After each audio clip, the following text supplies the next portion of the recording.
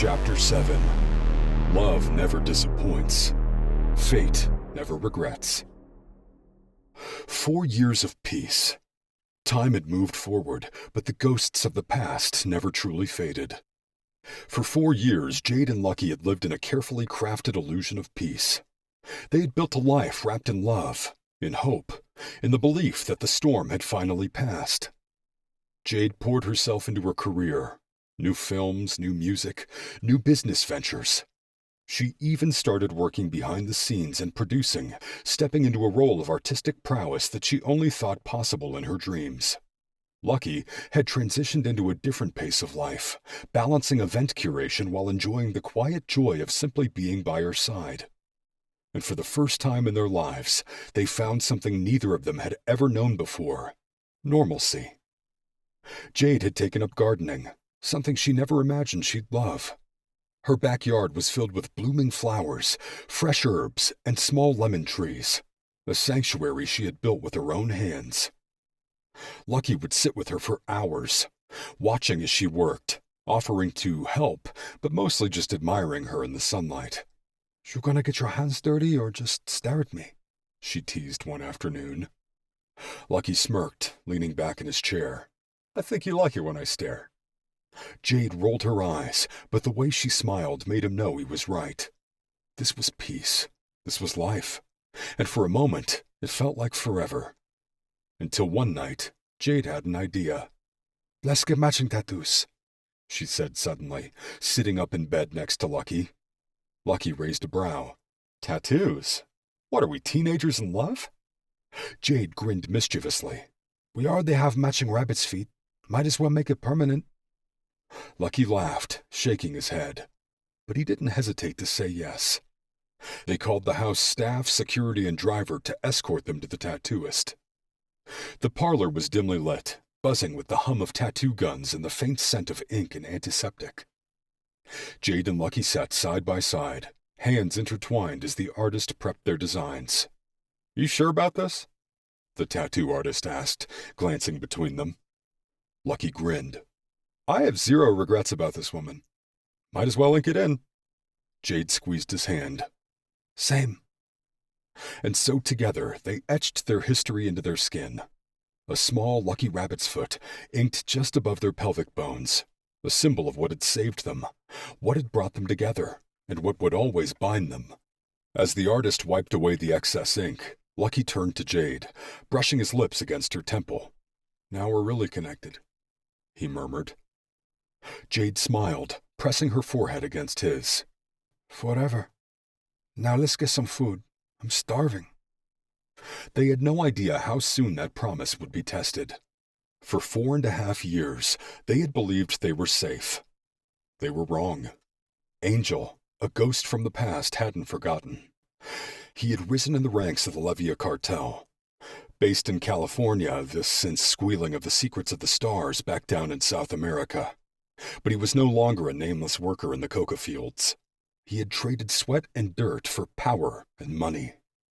And there was one loose end that kept him from climbing even higher: Jade's star.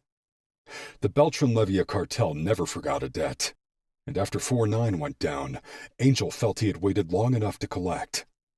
Passing by the area that night, he caught sight of her in a high-end restaurant nearby the tattoo parlor, laughing, sipping wine, living a life she was never supposed to have. The security detail stepped away to the restroom.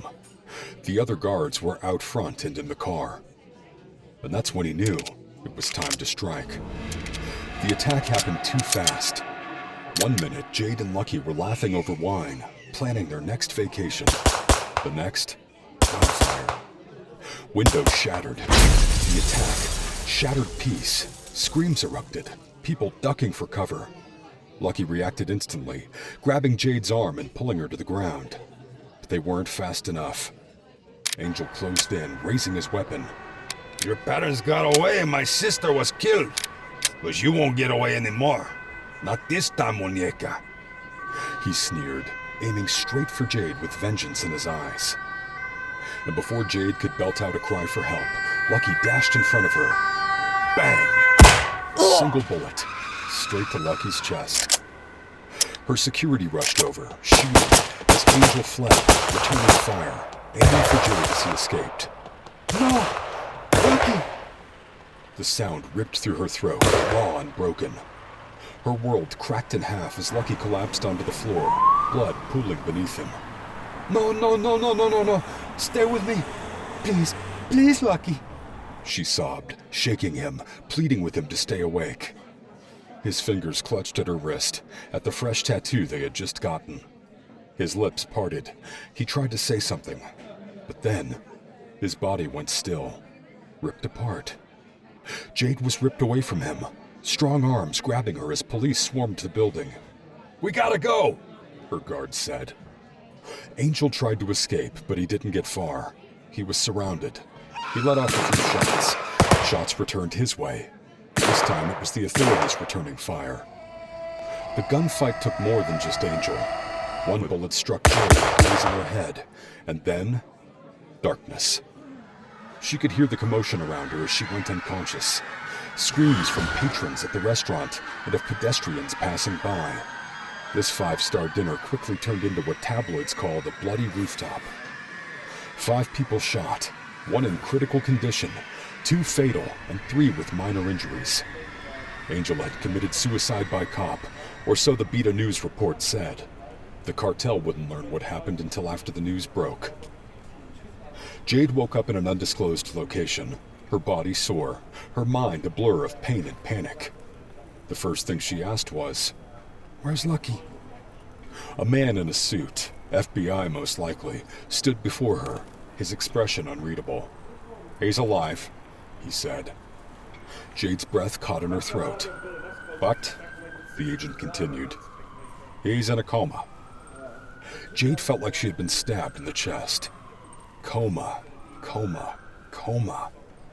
The word rang in her ears like a death sentence. "Where is he?" she demanded. "I need to see him." "You can't." Jade's stomach dropped. "He was taken to Canada for treatment. It's safer for him there. And for you, we're relocating you under protection." Jade shook her head violently. No. You can't just take him away from me." A familiar face, Agent Greaves, walked in from the hallway. "You were struck by a bullet, Miss Starr, but it's great to see you're finally awake." Jade froze. The words landed like a punch to the gut. "You need to disappear," Greaves continued. "For your own safety, you're being relocated with me to New York City. New name, new life, full protection, different identity." Jade couldn't breathe. They were taking everything from her.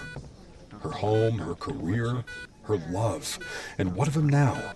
She thought as she obliged the advising officers, heavy with a broken heart and spirits.